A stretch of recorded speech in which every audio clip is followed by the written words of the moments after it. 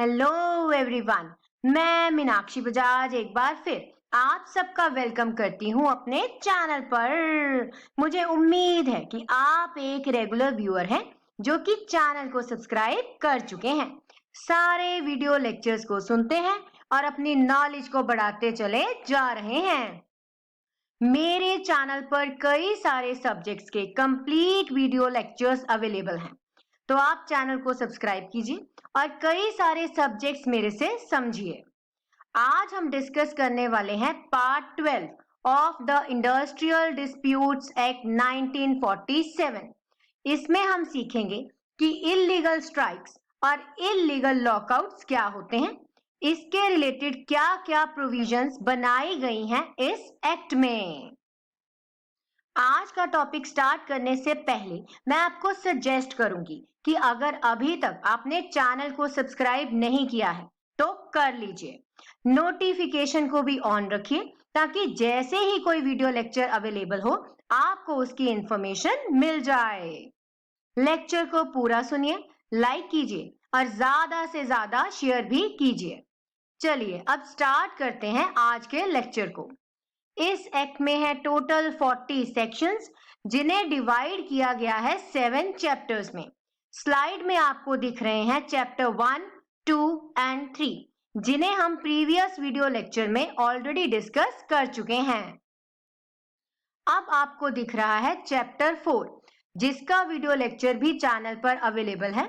In fact अभी तक the industrial disputes act के जितने भी वीडियो लेक्चर हैं उसका लिंक डिस्क्रिप्शन बॉक्स में प्रोवाइडेड है, तो आप सीक्वेंस में सबको सुन सकते हैं।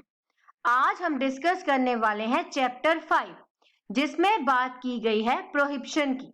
प्रोहिबिशन का मतलब होता है मनाही, कि कौन कौन से केसेस में स्ट्राइक्स और लॉकआउट की पूरी मनाही है।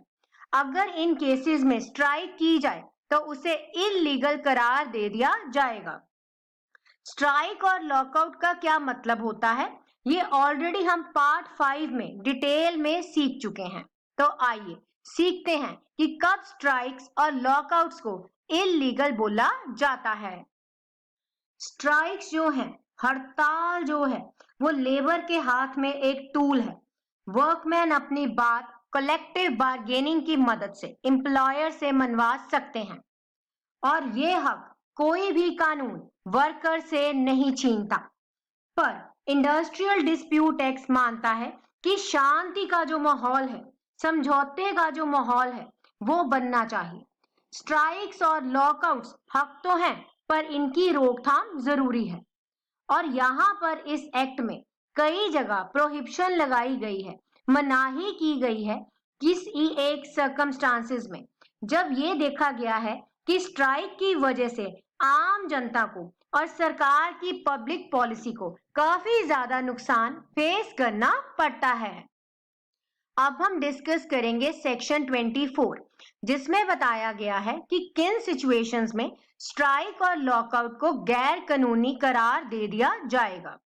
जब भी कोई स्ट्राइक या लॉकआउट कमेंस होता है, कमेंस का मतलब उसकी शुरुआत की जाती है या डिक्लेयर कर दिया जाता है, और ये जो डिक्लेरेशन है ये पूरी उल्लंघन है। कॉन्ट्रावेंशन का मतलब होता है उल्लंघन करना, सेक्शन 22 और सेक्शन 23 का। और अगर ये है कंटिन्यूड उल्लंघन, लगातार उल्लंघन किया जा रहा है एक ऑर्डर का, जो ऑर्डर दिया गया था सेक्शन 10 सब सेक्शन 3 या सेक्शन 10A क्लॉज 4A में, इस केसेस में उसे गैर कानूनी बोला जाएगा।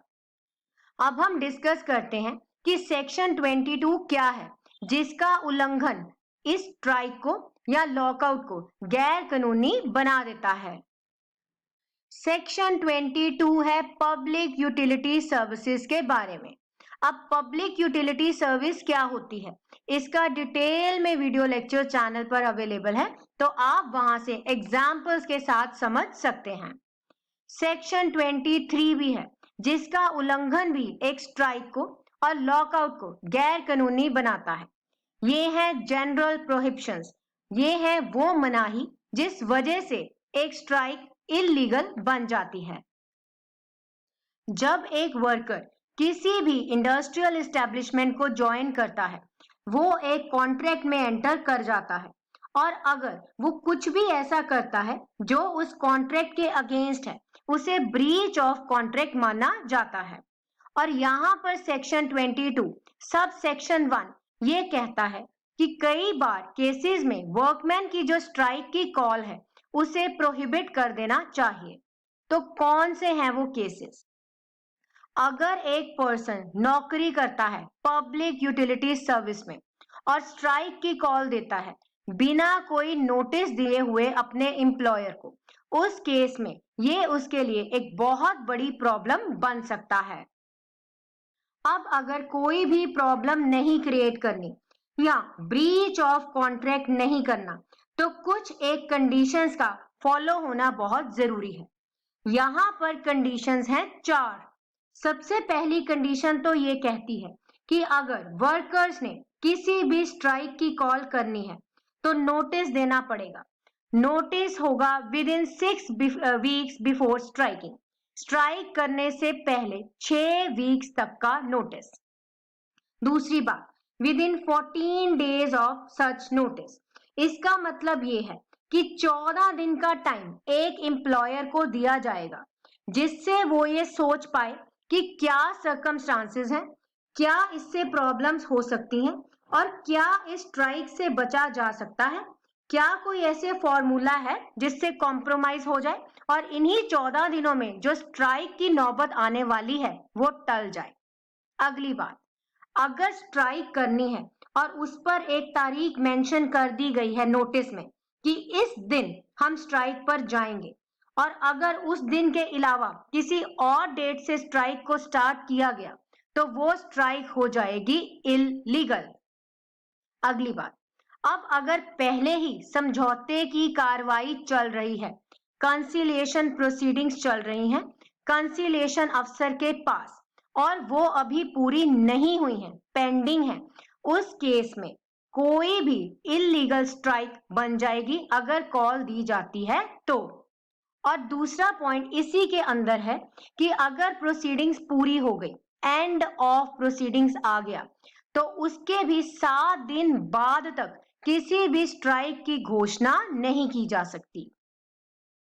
अब हम डिस्कस करेंगे सेक्शन 22 सब सेक्शन 2, जिसमें बात की गई है प्रोहिबिशंस की। जो प्रोहिबिशंस लगेंगी एम्प्लॉयर के ऊपर, क्योंकि एम्प्लॉयर के हाथ में टूल होता है लॉकआउट का, तो उसके ऊपर भी कई सारी मनाही या पाबंदियां लगाई गई हैं।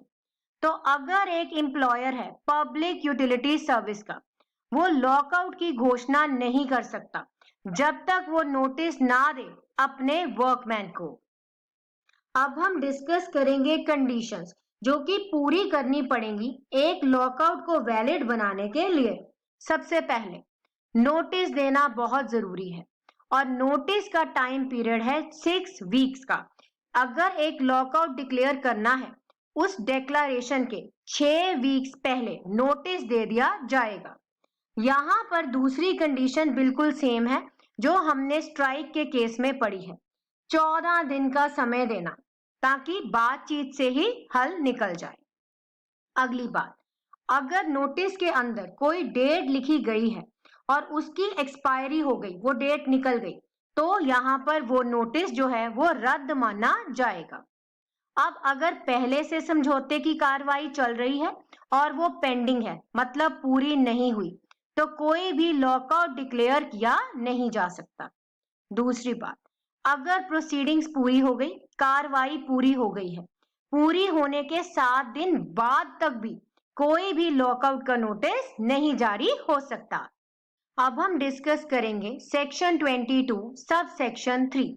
यहाँ पर बात आ जाती है एक ऐसी पब्लिक यूटिलिटी सर्विस की जिस कंपनी में ऑलरेडी स्ट्राइक चल रही है या लॉकआउट डिक्लेयर हो चुका है। उस केस में दोबारा से नोटिस देने की जरूरत नहीं है, पर एम्प्लॉयर की ड्यूटी है कि वो एप्रोप्रिएट गवर्नमेंट को समय समय पर सारे फैक्ट्स जो हैं वो बताता जाए। सेक्शन 22 सब सेक्शन 4 और सब सेक्शन 5 कहते हैं कि जो भी नोटिस तैयार किया गया है वो एक प्रॉपर प्रिस्क्राइब मैनर में ही लिखा जाएगा। फिर आ जाता है सेक्शन 22 सब सेक्शन 6। यहाँ पर बात है रिपोर्ट तैयार करने की। जो भी एम्प्लॉयर है वो रिपोर्ट तैयार करेगा, स्ट्राइक के जो जो फैक्ट्स हैं वो सारे बताएगा और ये जो रिपोर्ट है वो आगे सबमिट की जाएगी। कौन सी ये रिपोर्ट है? ये है अगर स्ट्राइक का नोटिस मिला है या लॉकआउट का नोटिस एम्प्लॉयर ने दिया है, उस नोटिस के देने के 5 दिन के अंदर अंदर ये रिपोर्ट जो है ऑथराइज्ड पर्सन को भेज दी जाएगी।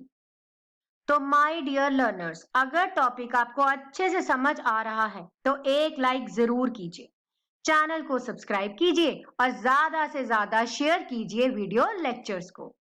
अब हम डिस्कस करेंगे सेक्शन 23 जो कि है जनरल प्रोहिबिशंस। अब हमने पब्लिक यूटिलिटी सर्विस के वर्कमैन और एम्प्लॉयर के लिए क्या क्या रूल्स हैं वो तो समझ लिए।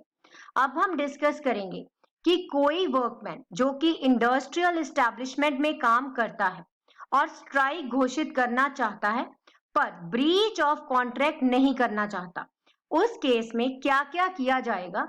अगर ये प्रोहिबिशंस जो हैं इनको फॉलो ना किया गया तो ये चीज जो है इलीगल बन जाती है। मतलब ये है वो मनाही जो सरकार ने की है और ये सारी मनाही एम्प्लॉयर के ऊपर भी लागू होती हैं। अब जब भी कोई झगड़ा होता है उसको सॉल्व करवाने के लिए कई सारी अथॉरिटीज हैं जो कि ऑलरेडी हम पढ़ चुके हैं। यहाँ पर हम स्टेप बाय स्टेप डिस्कस करेंगे। अब अगर तो झगड़ा गया है कंसिलिएशन के लिए, समझौते के लिए, और वो है कंसिलिएशन बोर्ड के पास पर अभी वो पेंडिंग है, उस केस में स्ट्राइक या लॉकआउट की घोषणा नहीं की जा सकती। पर अगर वो समझौते पर आ चुका है लेकिन प्रोसीडिंग्स को एंड हुए अभी 7 दिन नहीं हुए, उस केस में भी स्ट्राइक या लॉकआउट घोषित नहीं हो सकता। सेकेंड पॉइंट, जहां पर जो झगड़ा है वो गया है एडजुडिकेटिंग अथॉरिटीज के पास, यानी लेबर कोर्ट, ट्रिब्यूनल या नेशनल ट्रिब्यूनल के पास। फिर से दो बातें, अगर तो है अभी पेंडिंग तो भी नहीं हो सकता लॉकआउट और स्ट्राइक। अगर जो प्रोसीडिंग्स है वो पूरी हो चुकी हैं पर इन प्रोसीडिंग्स को पूरे हुए अभी 2 महीने नहीं हुए तो भी ये झगड़ा जो है उसी को स्ट्राइक या लॉकआउट का नया रूप नहीं ले सकता। कई केसेस में इंडस्ट्रियल डिस्प्यूट जाती है आर्बिट्रेटर के पास और जहां पर आर्बिट्रेटर अभी अपनी कार्रवाई कर रहा है उस केस में भी स्ट्राइक या लॉकआउट घोषित नहीं हो सकते। और अगर घोषणा हो चुकी है, आर्बिट्रेटर अपनी प्रोसीडिंग्स को खत्म कर चुका है, नोटिफिकेशन इशू कर चुका है, उस केस में भी नोटिफिकेशन इशू के जब तक 2 महीने पूरे नहीं हो जाते तब तक नई स्ट्राइक या लॉकआउट की घोषणा पे मनाही है। लास्ट पॉइंट, जहां पर सेटलमेंट हुई है या एडजुडिकेटिंग अथॉरिटी ने कोई अवार्ड दिया है और ये ऑपरेटिव हो चुका है, उस केस में भी सेटलमेंट हो चुकी है, नई स्ट्राइक या लॉकआउट की घोषणा करना अलाउड नहीं है। तो इसके साथ ही हमारा आज का टॉपिक कंप्लीट हुआ। हम मिलेंगे बहुत जल्द एक नए वीडियो लेक्चर में जिसमें सीखेंगे हम पेनाल्टीज के बारे में और हमारा एक्ट कंप्लीट हो जाएगा। तो आप भूलिएगा नहीं, चैनल को लाइक कीजिए, सब्सक्राइब कीजिए और ज्यादा से ज्यादा शेयर कीजिए। तो मिलते हैं बहुत जल्द।